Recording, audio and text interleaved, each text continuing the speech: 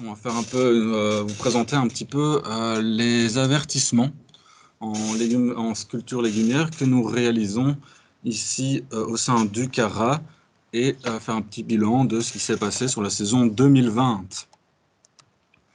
Alors, au sein du CARA, nous suivons deux grandes cultures légumières qui sont les carottes et les oignons. Donc, ce réseau d'avertissement se fait en collaboration avec deux centres de recherche agronomique qui sont le CPLVGMAR pour la province de Liège et INAGRO pour la province de Flandre occidentale.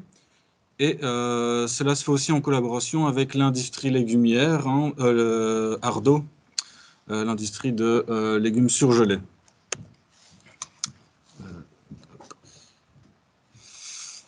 Donc, comment se déroule et quel est l'intérêt un peu de notre réseau d'avertissement en culture de légumes? Donc, nous réalisons des suivis hebdomadaires de vos parcelles afin de vous remonter un peu toutes les observations que nous faisons directement sur le terrain et vous remonter des conseils pour mettre en place une lutte intégrée. Nous remontons aussi, en plus de ces observations de terrain, des informations sur les évolutions des autorisations de produits phytosanitaires grâce à nos contacts avec toutes les firmes de produits phyto. Pour ce qui est de la carotte, la saison passée, nous avons suivi approximativement une petite trentaine de parcelles dans un rayon de 25 km autour de Hatz, ce qui fait environ 300 hectares qui ont été suivis. Et cet accompagnement se fait dès le semis jusqu'à la récolte. 2020, ça fait une petite fourchette de 22 semaines de suivi.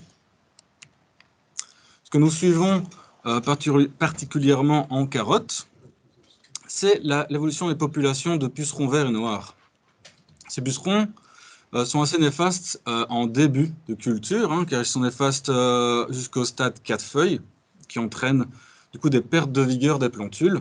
Et avec la levée de l'utilisation des néonicotinoïdes, ben voilà, les pucerons font l'objet d'un suivi un peu plus accru. Pour la saison 2020, toutes les parcelles ont été traitées contre les pucerons.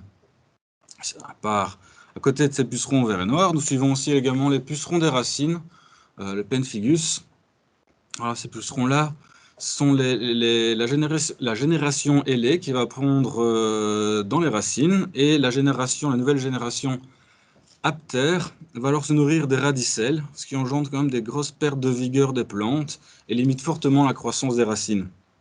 Cette année, donc l'année passée, pardon, certaines parcelles ont été traitées.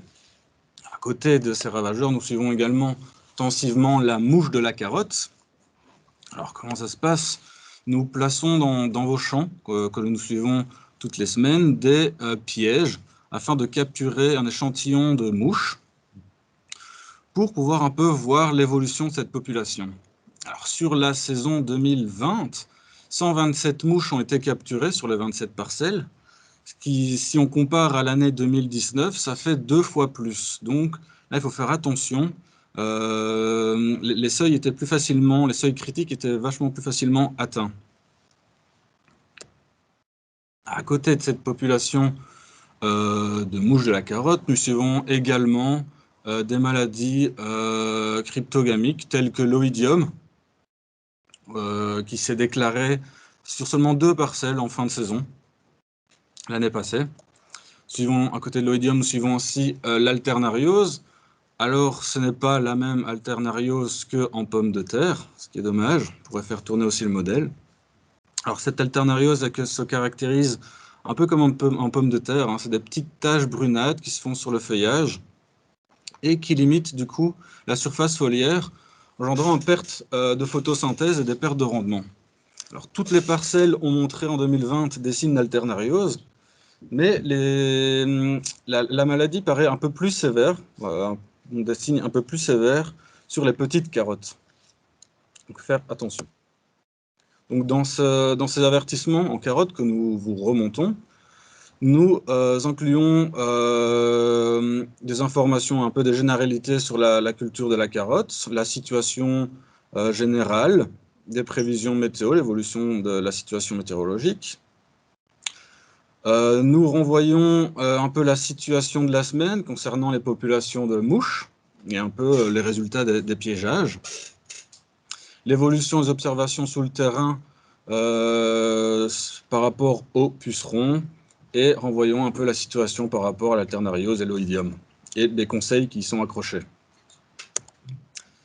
La carotte, avec la levée des néonicotinoïdes, elle a levé depuis, c'est dans le collimateur depuis 2012 de l'Europe.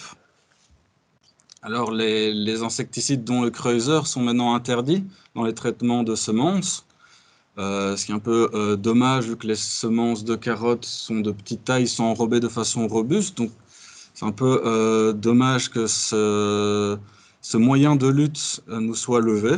Mais les risques, du coup, c'est que les populations de pucerons dans les premières semaines soient plus élevées après la levée des carottes, engendrant des pertes de plants et aussi des transmissions de virus. Alors c'est la 3e année que nous avons plus ce moyen de lutte pour les semences de la carotte. Donc il faut être vachement plus vigilant, surtout en début de saison, ce qui fait l'objet d'un suivi plus accru en début de saison. Donc voilà un peu pour les avertissements carottes. Donc, comme j'ai dit juste avant, nous suivons également les oignons. L'année passée, ça a fait l'objet d'un suivi plus ou moins de 14 semaines, saison. Ce que nous suivons particulièrement en culture de carottes, ce sont les thrips. Les thrips, donc c'est petites bestioles qui viennent perforer les feuilles et qui limitent du coup un peu la surface foliaire pour la photosynthèse, mais surtout par cette perforation accentue l'entrée d'autres pathogènes et peut accentuer la perte de rendement. L'évolution des thrips en saison 2020, le seuil de traitement qui est fixé à 2 thrips par feuille n'a pas été atteint. Cependant, il a quand même été conseillé de traiter au niveau ici, sur le graphique de ce 2e pic d'évolution de la population, parce que les prévisions météo prévoyaient de fortes températures, ce qui est favorable à une évolution rapide de la population de thrips. Nous avons conseillé un traitement préventif et nous avons vu du coup de faibles dégâts de thrips dans les champs qui ont été suivis. À côté des thrips, nous suivons également la mouche lamineuse, un peu le suivi de l'évolution de cette population, des dégâts qui sont suivis. La mouche lamineuse est un peu plus difficile à identifier sur le champ. À côté de ces ravageurs-là, nous suivons également les maladies cryptogamiques telles que le mildiou. Alors ici, en oignon, ce n'est pas le même mildiou qu'en pomme de terre, c'est ce qu'on appelle le faux mildiou de l'oignon. Ce qui est dommage, hein, c'est pas le même mildiou qu'en pomme de terre, sinon on pourrait faire tourner notre modèle en pomme de terre et avoir un peu un suivi, mais ce n'est pas le cas. Le mildiou en oignon, il va un peu dessécher les feuilles, du coup ça va limiter le grossissement des bulbes, mais ça n'a pas d'impact sur le stockage de ces bulbes. En 2020, il n'y a pas de mildiou qui a été observé sur la parcelle. À côté du mildiou, nous suivons également le botrytis, qui lui est un peu plus caractérisé par dessèchement de la feuille au niveau de l'apex, donc la pointe de la feuille. Et là, la parcelle a montré quelques symptômes de botrytis, mais pas de mildiou. Donc en oignon, à l'instar des avertissements en carottes, nous remontons des généralités sur la culture, des conseils. On fait un peu le point sur le suivi des thrips, on fait un peu le point sur les maladies du feuillage et des conseils qui y sont du coup liés. Donc, en conclusion, pour l'année 2020, 21 avertissements ont été remontés aux agriculteurs et 14 en oignons. La saison 2020, voilà, on a subi un printemps assez sec, enfin fort sec. Du coup, c'était très dommageable pour la mise en place des cultures de carottes et pour la levée correcte. Et ça s'est répercuté sur les rendements. On a eu des rendements moyens en carottes qui étaient quand même assez faibles, de 35 à 65 tonnes hectares. Et en oignon, le rendement moyen était environ de 40 tonnes hectares.